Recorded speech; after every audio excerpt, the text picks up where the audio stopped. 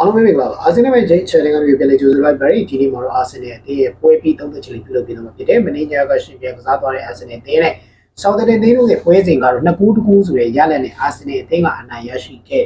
ဒီနိုင်ပွဲရဲ့တွင်းကိုတွေကိုတော့ခင်တီရနေတို့နဲ့မာတင်ဦးဒီကတူကတွင်းပြီးခဲ့တယ်လုံးဝကိုအမတ်တရဖြစ်စရာပါတီရနေရဲ့နောက်ဆုံးပွဲဖြစ်တဲ့အလျောက်အကောင်းဆုံးကြိုးစားကစားသွားခဲ့ပြီးတော့ပွဲရဲ့ rating အရလည်းသူကအမြင့်ဆုံး 8.3 ထိရခဲ့တယ်ဒီပြရရောက်အတွက်ကိုလည်း congratulation မှာဒီရဒီမှာ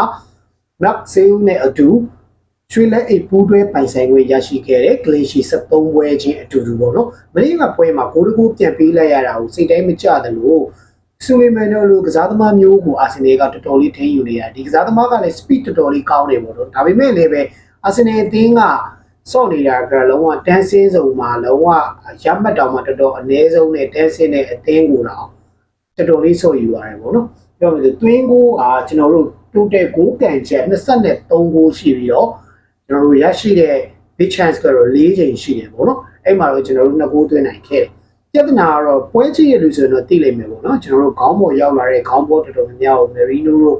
ကိုဖြစ်နေမပြောင်းလဲနိုင်ခဲ့ဘူးပေါ့နော် Martinelli တို့ကလည်း1 by 1 chance ရှိဘူးတော့မှကောင်းကောင်းအသုံးမချနိုင်ဒါကြောင့် Martinelli ကိုရောင်းလိုက်ဆိုတဲ့ကိစ္စဒါပဲဘာကြောင့်မကြိုက်လဲဆိုတော့အဲ့ဒါကြောင့်ပဲဒါတော့ဘာမှမဟုတ်တဲ့ပွဲတကယ်ပွဲကြီးတွေဆိုရင်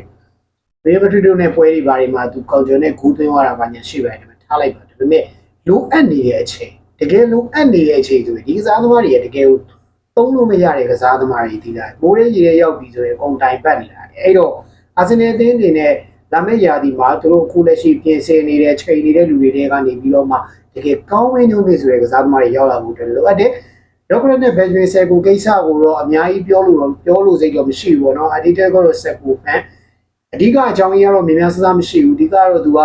ခေါင်းတိုက်ဂိုးသွင်းယူမှုမှာတော့ဘယ်ဂျ်မင်ဆယ်ကိုကပူတာတယ်ပေါ့နော်အာဆင်နယ်အသင်းကလည်းပဲအစတည်းကပြပြကြီးဆော့နိုင်ပြီးတော့ဖြစ်တင်ဘောတွေကိုအားပြုဆော့တဲ့အသင်းဆိုတော့သူတို့အသင်းမှာ Gary Mays လို့ခေါင်းတိုက်ကောင်းတဲ့ကစားသမားအပြင်ကိုနောက်ထပ် Benjamin Sesko လိုချင်နေတာဖြစ်ကောင်းဖြစ်နိုင်တယ်။ Beto Crocus ကတော့ခေါင်းတိုက်ကိုသွင်းယူမှုဘိုင်းမှာတော်တော်လေးနည်းတာကိုတွေ့ရမယ်။အဲ့တော့ပြောမယ်ဆိုရင်လက်ရှိအချိန်မှာ Beto Crocus နဲ့ Benjamin Sesko ကိစ္စကိုသူတို့က Benjamin Sesko ဘက်ကိုနည်းနည်းလေးပို့ပြီးတော့လေးတာနေတယ်ပေါ့နော်။ဒီနေ့တော့ထူးထူးခြားခြား update တွေအများကြီးမရှိနေတဲ့အတွက်ကြောင့်ကျွန်တော် update news တွေတော့မတင်ပြီးတော့ဘူး။ Arsenal ရဲ့နောက်ထပ် update တွေတက်လာရင်ကျွန်တော်တင်ပြပါမယ်။ဒီကြားထဲမှာတော့ကျွန်တော် analysis video တွေတင်နေပါတယ်ကျွန်တော်ရဲ့ channel လေးကို like and follow လုပ်ပေးခဲ့ပါ